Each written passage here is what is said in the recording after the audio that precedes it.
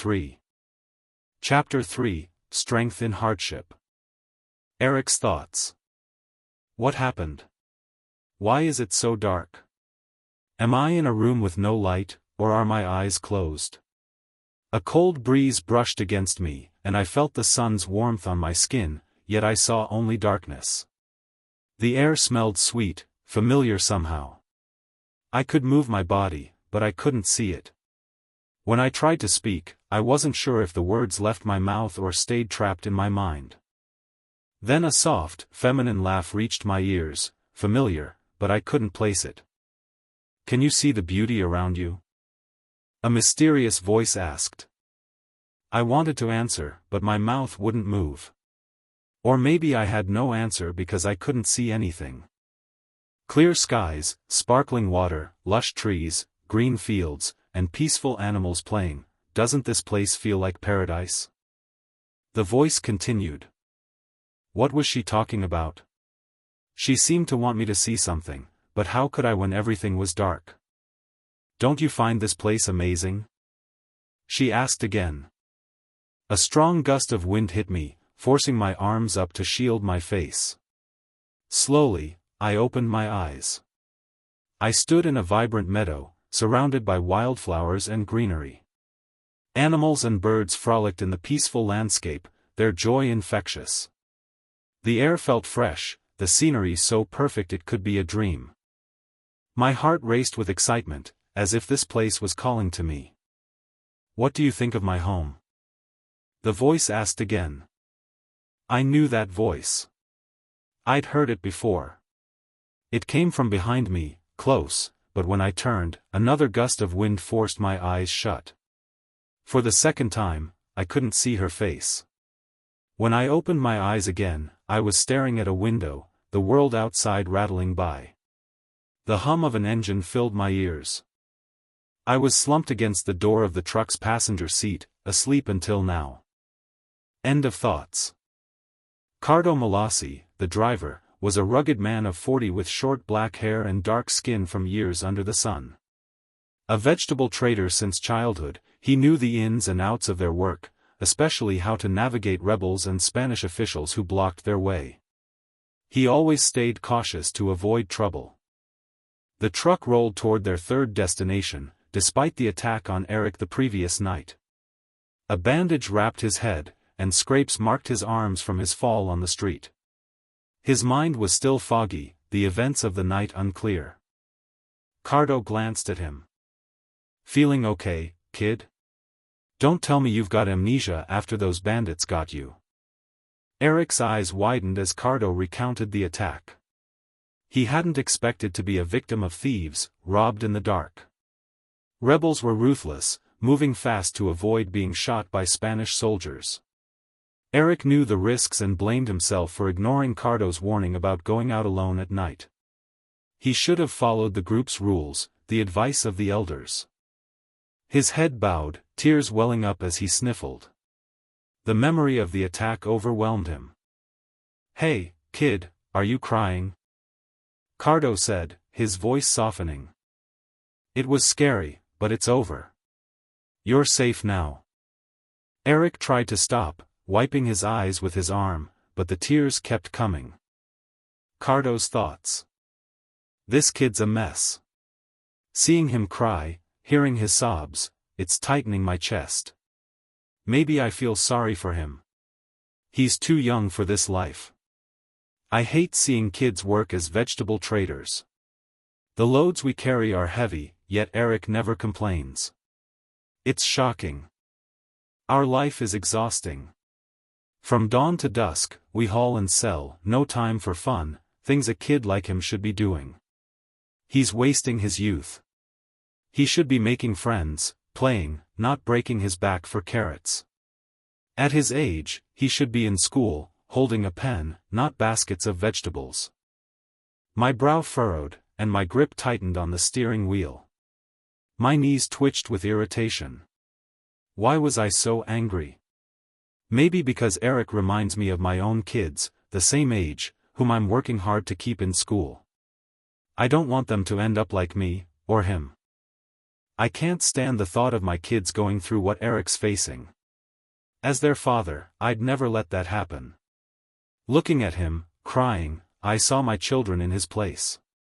I sighed, reached out, and patted his head to comfort him. Then he sobbed. I lost all the money I earned. I need to make it back for Mama and Papa. They worked so hard planting those carrots, expecting me to bring home something. I froze. He wasn't crying about the attack or his pain, he was crying about the money for his family. I wanted to shake him, yell at him for being so foolish. He nearly died. That kind of trauma isn't a joke, especially for a kid. I remembered being caught by rebels years ago, beaten for the money I hid. It was hell. Why doesn't he care about himself? His arms were trembling from weakness, but he ignored it, pushing his body to the limit just to earn. What kind of thinking is that? I couldn't take it anymore. I was furious. But should I scold him? Do I even have the right to stop him? He's not my son, not my family. Why should I care if the Spanish exploit him or rebels rob him? He chose this life, he should face its consequences.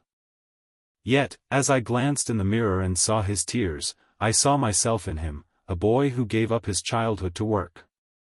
Tired, hungry, soaked by rain, scorched by the sun, abused by the Spanish, and endangered by rebels. It's exhausting. It's hard. I don't want to remember those days. That's why I work so my kids won't live like I did.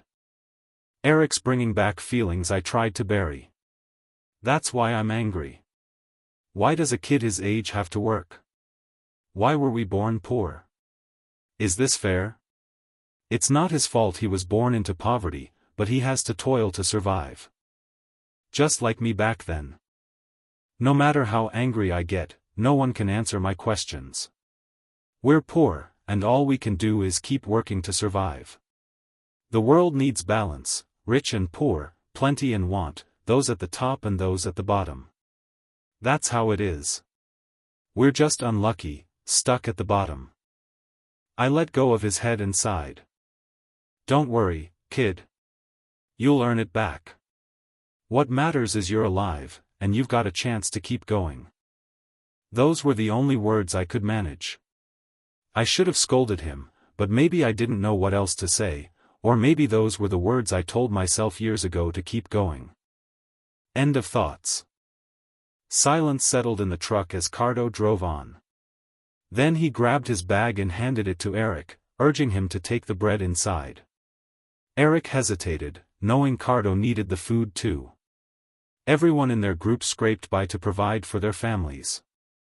Stop being stubborn and take it. Cardo insisted. Eric frowned, unsure if Cardo pitied him or expected payment later. Take it, or I'll feel guilty forever. Cardo added. Eric was puzzled. Cardo had no part in the attack. But his stomach growled, reminding him he hadn't eaten since the night before. Despite his doubts, he took the bread and ate. In his haste, he choked, and Cardo quickly handed him water. Slow down, carrot boy. No one's stealing it. Cardo said, chuckling. Eric gulped the water, his energy returning. A smile spread across his face. Thank you, Kuya Cardo. He said warmly. No need to thank me. You'll pay for it. Cardo teased. Eric's eyes widened, panicked. I don't have any money left. He blurted, clutching his bandaged head as if it ached. Cardo laughed, admitting he was joking. He ruffled Eric's hair, making him wince from the wound but grin at the playful banter. You're in worse pain when it's about money, huh? Cardo teased. Eric didn't know why the usually gruff Cardo was being kind, joking with him, but he was grateful, not just for the bread but for the encouragement to start over. One day, I'll pay you back triple, Kuya Cardo. It might take a while, though. Eric said. Triple? When's that gonna happen? Cardo asked, amused. When I'm rich. Eric replied confidently. Cardo burst out laughing, messing up Eric's hair again. All right, I'll hold you to it. Just make sure I'm still alive when you're rich. They laughed and talked as the truck rumbled toward the next market. In the middle of their chat, Cardo's tone turned serious. I'm sorry, kid. I didn't expect that to happen, he said. Eric was confused, assuming Cardo meant touching his sore head. But Cardo felt deeper guilt. He knew he'd been selfish, not helping Eric when he had the chance. He understood the pain of being a young vegetable trader, ignored in times of struggle, just as he'd been years ago. Seeing Eric suffer the same way stirred something in him. Cardo decided then to look out for Eric, to treat him like a son, and help him however he could. End of chapter 3.